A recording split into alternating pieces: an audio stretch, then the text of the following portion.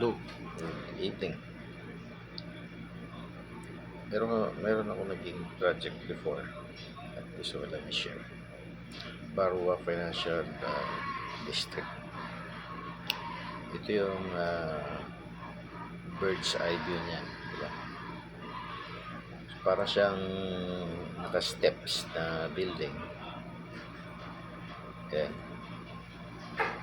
Paikot. Pero from lower, dito sa right side, lower siya. Tapos papuntang left, paikot, tumataas yung building. So this is iconic projects to. One of the iconic project ng Barua, of course, sa Qatar. So ito yung, ayan, as I've said, ito yung drawing which we are blessed, no? Kasi pwede natin pag-aralan, and I want to share sa inyo for educational purposes lang. Yan siya, Barua Financial District to Qatar. Of course, name ng project yan, no? Tapos yung client is Barwa or Barwa Real Estate, at ang project manager nito is Qatar Project Management.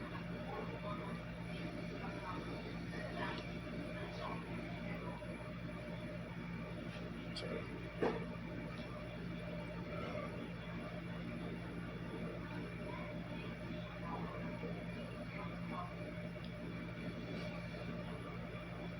What to do?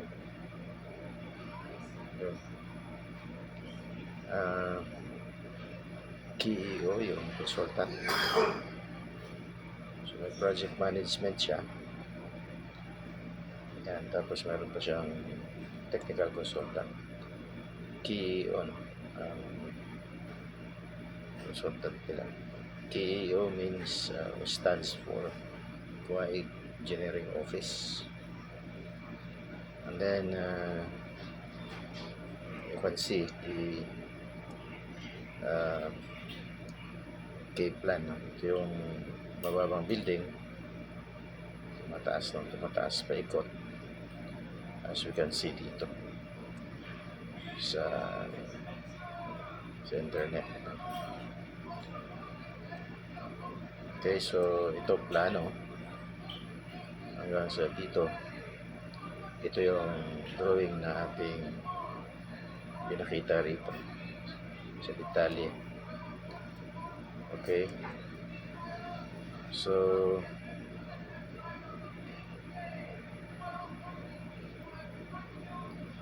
ayan siya.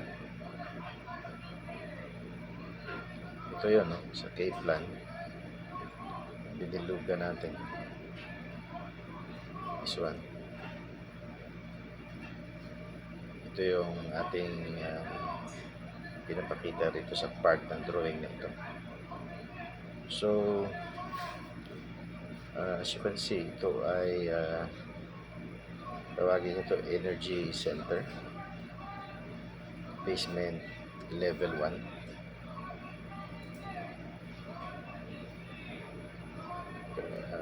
Change na ako ng kulay white. Ito part plan 1 of 1 HVAC system. Okay, so left ito is this the name is this one.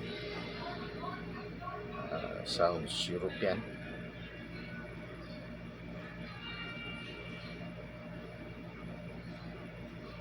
Then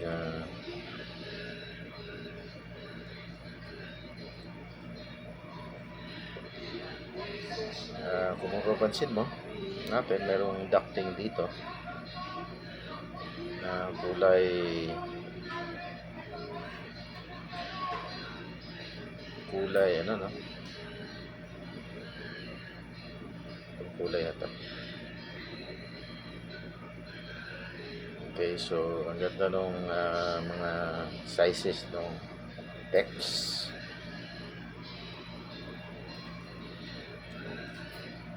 Okay, yung duck na yan ay somehow galing dito. Just pinakita niya ang plan. Sorry. Tapos ito ay nag-distribute, no?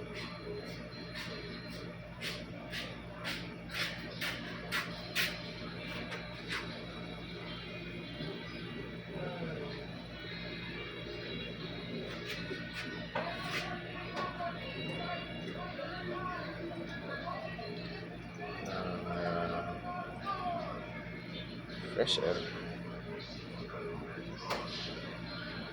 dito. Yan. Ito yung kanyang call out, no? Tawag dito call out or parang kumbaga name.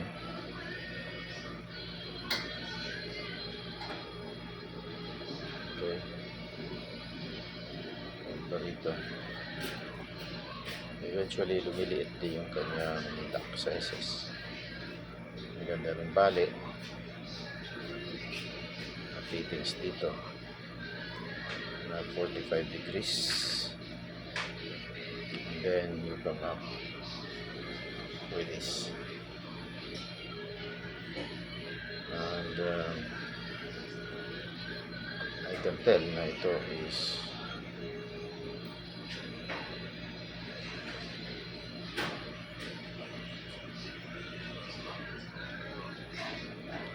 ito nilagay yung pour out sa labas.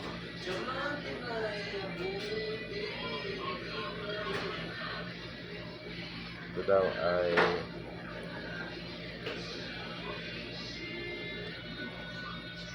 I tried to fire-rated duct insulation. So mahaba yan, nilabas niya sa threading turo.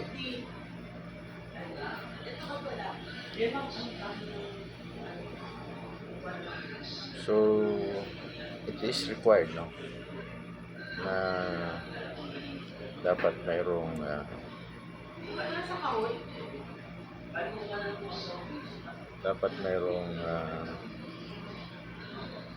punta tayo sa model. Halimbawa, nasa basement yung parking mo. Suppose nasa basement ka. Ito yun. Right here sample. Yan.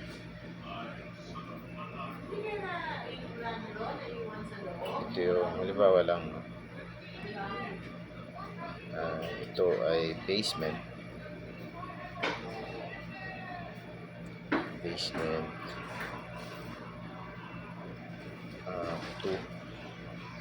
basement 1, ito ay ground floor GF, no? So basically ito ay lupa na to, diba?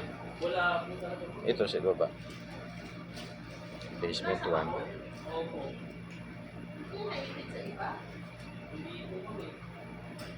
basement 1, basement 2. So kailangan mo ng fresh air dyan kasi dito may air ka rito, diba? May air ka. What about here sa basement 1, basement 2? So dapat may pipe chase yan.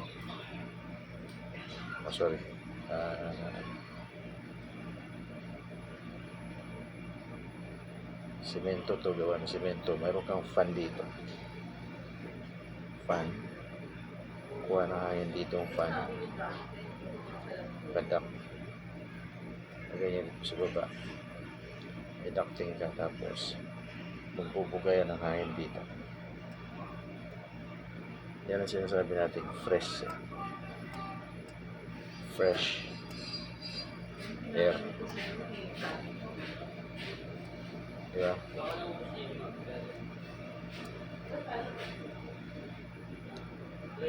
Bakit? Para makahinga yung tao rito sa basement 1 and basement 2. Okay, yan yung pinapakita natin dito sa ducting ganito. Okay? So, yan lang muna. Thanks. Bye.